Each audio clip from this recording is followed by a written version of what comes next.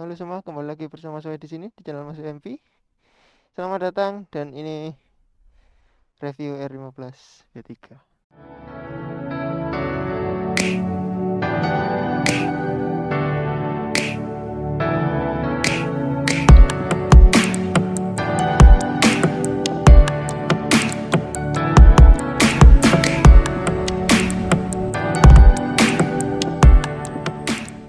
Yes, jadi ya R15 V3 punya Mas Wei. Kenapa baru direview? Ini kan udah 1 tahun ya. Jadi udah 1 tahun, 1 tahun pemakaian ya. Jadi keinginan Mas Wei dari dulu sih, setelah beli ini, dulu itu mau dipakai dulu aja lah 1 tahun, baru nanti direview. Sekaligus merasakan feel berkendaranya kan, biar enak gitu loh. Sesuai pengalaman kan berarti. Ya jadi ya ini R15 V3 tahun 2019, buatan tahun 2019 ya. Belinya tahun 2020, kemarin tanggal 15 Januari. Jadi bisa dibilang ulang tahunnya sih. 1 tahun, Bos. Oke, untuk review kali ini Mas Wei bukan bukan promo, bukan mengunggulkan satu pihak, tapi ini murni pengalaman pemakaian Mas Wei selama setahun ini ya. Jadi untuk R15 V3 sendiri, kita mulai dari bodinya.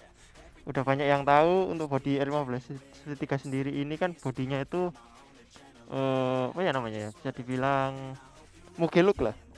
Jadi kayak Muge DNA Racing sih, maksudnya itu kayak yang pendahulunya atau opsi kakaknya kayak R6 sama R1 1M. Jadi agak bongsor lah bodinya itu ya. Jadi ini bodinya dari plastik sih, pastilah ya, dan kualitasnya ya agak lumayan tebel, kuat nih. Terus ini dari bodinya sendiri, dari depan ada ya ini apa itu namanya, spion lipat kayak biasa nih. Terus dari sini ada kondom tabung ya, jadi ini bukan tangki asli, masih tangki murni langsung besi gitu kan, bukan. Jadi ada kondom tangkinya. Terus untuk joknya ini double seater, separated atau pisah ya, bisa kalian ganti jadi single seater bisa. Terus kalau dari depan untuk R15 sendiri, dari lampunya sudah LED dua-duanya, dari depan maupun lampu belakang ini sudah LED. Tapi untuk lampu sennya depan sama belakang ini itu masih lampu bohlam. Lah ini kok gini Mas sennya. Nah ya, jadi ini udah Mas Wei ganti ya. Jadi untuk next mau nge-review sing ini sih, pemakaian sen tempelnya. Ini udah Mas Wei ganti kemarin kok, beberapa hari yang lalu. Oke, lanjut. Dari bodinya udah sih kayak itu. Bongsor ya bodinya, memang gede gitu kan. Tapi sisinya 150. Bisa dibilang body terbesar di kelasnya lah ya. Kelas Fat Wiring 150-an. Apa lagi ya? Oke, kita mulai dari depan aja lah. Depan atas ini. Jadi ini kokpit R15 V3. Ya. Di kokpitnya di sini itu ada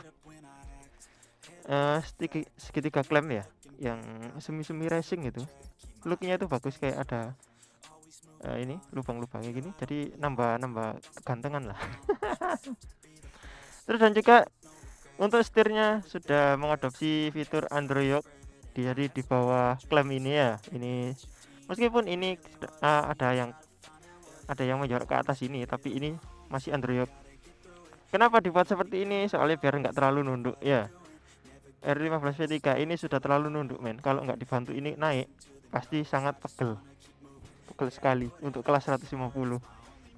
Terus untuk dari depan sini ya, dari kiri dulu, di sini ada handle kopling yang sangat ringan.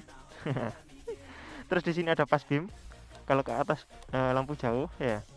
Terus ini ada lampu sen kiri kanan. Terus ini tombol klakson. Di sini ada tombol hazard di tengah. di bawahnya ada electric starter, dan paling atas sendiri ada engine kill switch ya. Terus untuk speedometernya sudah full digital dengan fitur yang bisa dirubah-rubah dan macam-macam sih fiturnya. Nyalakan dulu ya, bentar, kamera nyala nggak ya? Oh, nyala. Untuk fiturnya kita nyalakan. Di sini ada beberapa tombol, beberapa indikator ya, ini lampu indikator. Terus yang pertama di sini yang paling bawah kuning itu engine check. Kalau mesin kalian itu ada yang bermasalah, pasti itu nyala, pasti nyala kuning. Jadi kalian disuruh ngecek mesinnya, maksudnya gitu. Terus atasnya di sini ada lampu yang warna merah tadi, itu ada temperatur indikator, indikator mesin ya. Kalau mesin kalian udah kepanasan, tandanya udah berhenti, harus berhenti. Jadi di sini nanti indikatornya nyala warna merah. Terus di sini N netral. Dari kiri di sini ada, oh nggak bisa, nggak kelihatan soalnya mesinnya mati. Di sini ada apa namanya, dua, yang bawah sini itu pas beam lampu jauh, terus yang atas ini indikator untuk hazard sama untuk lampu sen. Oke. Untuk apa namanya, di fitur di speedometer sendiri di dalamnya ini full digital, ada RPM meter ya, sampai mentok 13.000 RPM, ada indikator gear, ada indikator bensin ya, terus dan juga ada indikator kecepatan. Terus di sini ada jam. Terus kalau kalian tekan select akan berubah menjadi indikator macam-macam sih. Ada, kalau contohnya di sini itu ada penggunaan BBM per liternya berapa. Terus ini rata-rata kilometer penggunaan BBM ya, berapa kilometer, berapa liter per kilometer. Di sini Mas Way dapatnya 45,6 kilometer per liternya. Terus ini rata-rata kecepatan. Mas Way rata-rata kecepatan itu 38 km per jam. Enggak tahu lah, bagi sendiri berapa ya. Terus di sini ada odo, udah 14.000 men untuk satu tahun pemakaian. Soalnya si R15 ini sih memang motor harian ya, jadi nggak bisa ngirit odometer, yang penting perawatannya aja. Terus ada trip 1, ada trip 2, dan kembali ke jam lagi. Oke, matiin. Oh ya, yang paling asik untuk R15 sendiri itu ada sapaannya loh. Kalau kalian nyalakan itu, di sini bakal ada tulisan Hi Buddy. Terus kalau, oh ya kelupaan, di atasnya sini ada shift light. Kalau sudah mendekati RPM yang ditentukan, yang kalian pingin untuk melakukan oper gigi, di sini pasti nyala.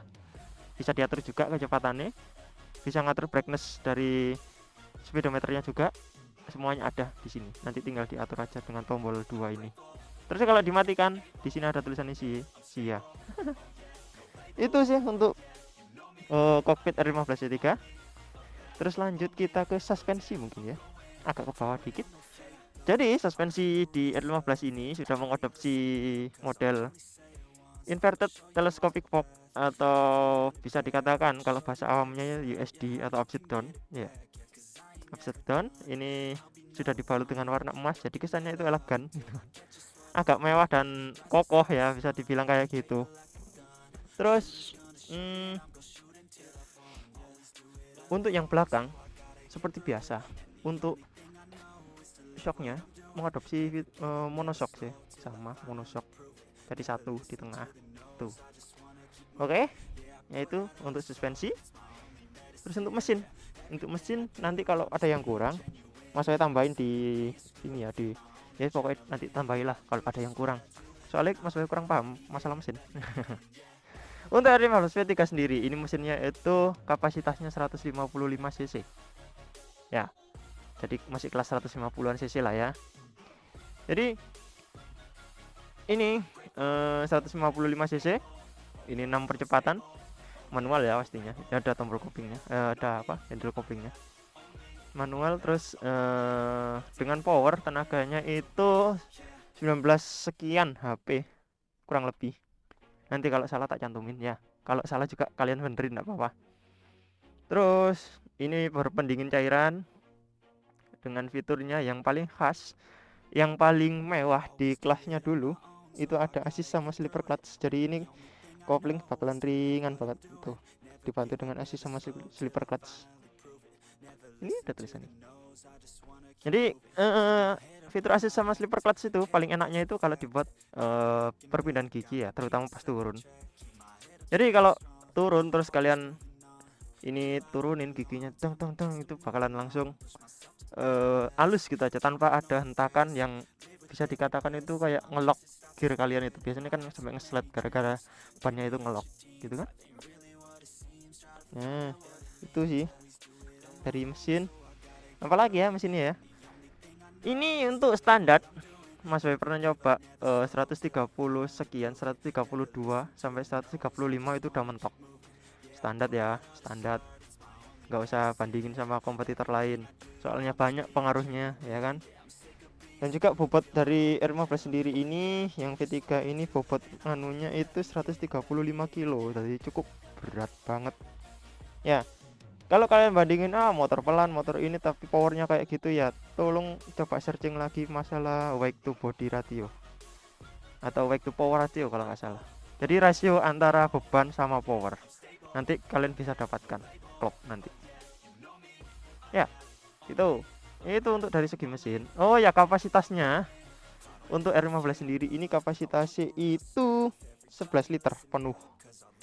Jadi kalau kalian beli sekarang pertama harganya 9.000. Jadi kalau kalian beli 100.000 insya Allah penuh. Gitu. Dibilang irit, ya irit tergantung pemakaian kalian. Kalau kalian yang ngegas terus ya pasti ya sesuai pemakaian. Kalau Mas sendiri ngisi 50.000 contohnya, itu dapatnya separuh. Habisnya itu bisa 5 sampai 6 hari kurang lebih. Apalagi ya?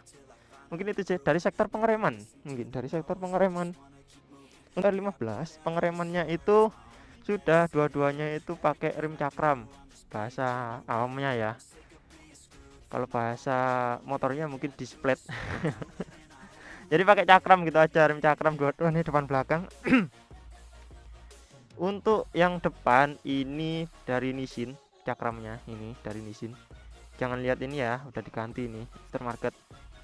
Ini dual piston yang depan, mereknya Nissin, bawaan pabrik murni tanpa diganti, belum diganti, pengen ganti iya.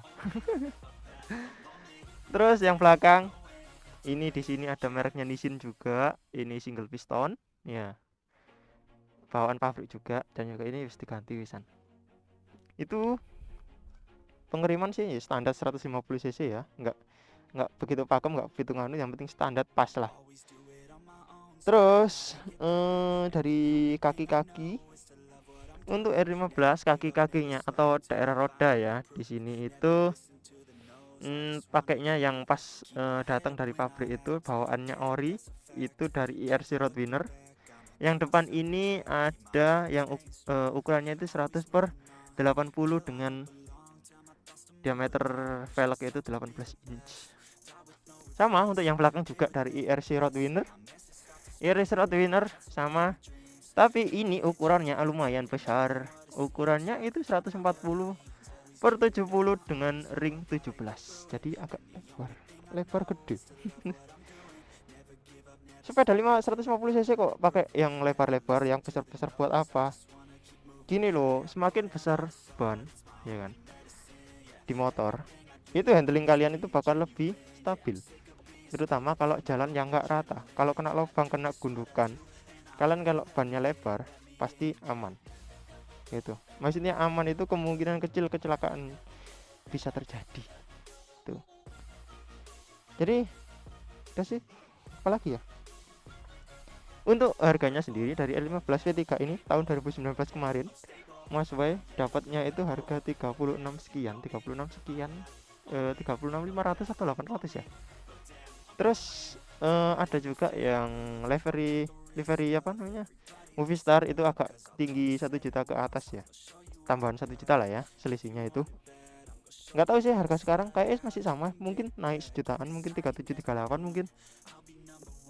Apalagi sekarang ada kompetitornya ya, yang CBR All New itu, yang fiturnya hampir mirip sama R15 ini, ada sistem slipper clutch, terus ada USD, dan juga ya, tapi yang minusnya bodinya itu ya nggak mau bahas ya. Itu bukan momenangku bahas.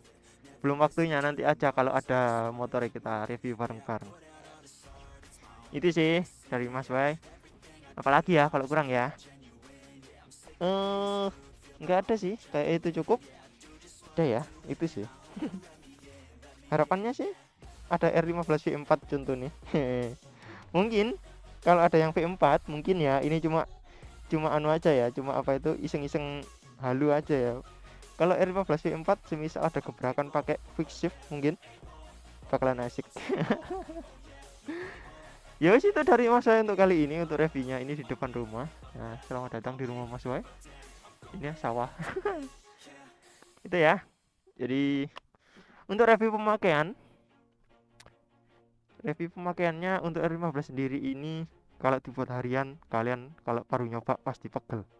Mas Wai sendiri untuk baru beli dulu 2 minggu pertama itu sempat kepikiran malah tuker MT15. Beneran serius, gak bohong. Tapi sekarang udah kelamaan ya, jadi udah nyaman. Ya wis, itu ya dari Mas Wai untuk kali ini. Kalau ada kurang lebihnya mohon maaf, nanti kalau ada yang kurang bisa ditambahkan, kalau ada yang salah bisa kalian koreksi. Sekian dari Mas Wai, pamit undur diri, ciao.